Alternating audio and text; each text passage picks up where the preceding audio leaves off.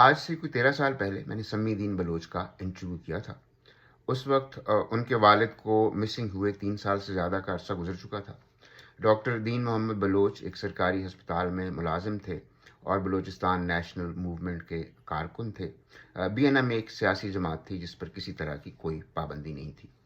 اس interview میں سمی دین بلوچ نے ایک بات کی جو مجھے زیادہ اچھی نہیں لگی۔ انہوں نے کہا کہ اگر میرے والد کو 3-4 سال تک مسنگ رکھنے کے بعد ایک مسخ شدہ لاش بنا کر سڑک کے کنارے پھینک دیا جاتا ہے تو میری اس جد و جہد کا کیا فائدہ۔ انہوں نے یہ بھی کہا کہ ان احتجاجی کیمپوں میں بیٹھ کر ہم خود کو مسخ شدہ لاشیں محسوس کرنے لگے ہیں۔ ایک پاکستانی ٹین ایجر کے منہ سے یہ بات سن کر مجھے کچھ برا بھی لگا اور تھوڑا دکھ بھی ہوا۔ انہوں نے یہ بھی کہا کہ ان کی اپنی تعلیم تو بیچ میں رہ گئی ہے، اب انہیں اپنی چھوٹی بہن اور ماں کی فکر ہے جو دل کی مریضہ ہیں۔ اب گزشتہ 13 سالوں میں ہمارے صحافی بہنوں اور بھائیوں نے سمی دین بلوچ کو سڑکوں پر ہی دیکھا ہے، کبھی کراچی پریس کلب کے سامنے، کبھی کوئٹہ، کبھی اسلام آباد کی طرف لانگ مارچ کرتے ہوئے۔ وہ لڑکی جو اپنے باپ کی تلاش میں نکلی تھی وہ آہستہ آہستہ دوسرے مسنگ پرسنز کے خاندانوں کی آواز میں آواز ملاتی رہی، اور زیادہ سے زیادہ سخت الفاظ جو آپ نے ان کے منہ سے سنے ہوں گے وہ یہی ہیں کہ ہم تو ریاست کے آئین اور قانون کو مانتے ہیں، یہ ریاست خود نہیں مانتی، اور یہ کہ ہمارے حکمران منافق ہیں۔ اب ہمیں یہ بتایا جا رہا ہے کہ وہ امن عامہ کے لیے خطرہ ہے، بلوچ سرمچاروں کی سہولت کار ہے۔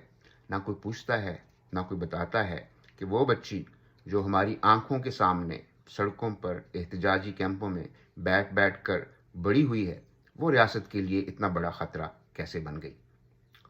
ہم اپنے آپ کو ایک روایتی معاشرہ کہتے ہیں، بچیوں کو ہمیشہ بتاتے ہیں کہ گھروں سے مت نکلو، اور اگر نکلو تو سر ڈھانپ کر نکلو۔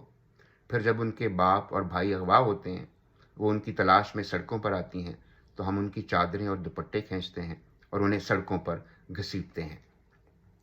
سمی دین بلوچ اپنے باپ کی تلاش میں نکلی تھی، اب ان کی چھوٹی بہن اور بزرگ والدہ سمی دین بلوچ کی رہائی کے لیے سڑکوں پر ہیں۔ شاید سمی دین بلوچ غلط کہتی تھی، وہ خود ایک مسخ شدہ لاش نہیں ہے۔ یہ معاشرہ اور ہمارا انصاف کا نظام یہ ایک مسخ شدہ لاش ہے جو سڑک کے کنارے پھینک دی گئی ہے۔ اب انتظار اس بات کا ہے کہ کوئی آئے اور اسے کسی گمنام قبر میں دفن کر دے۔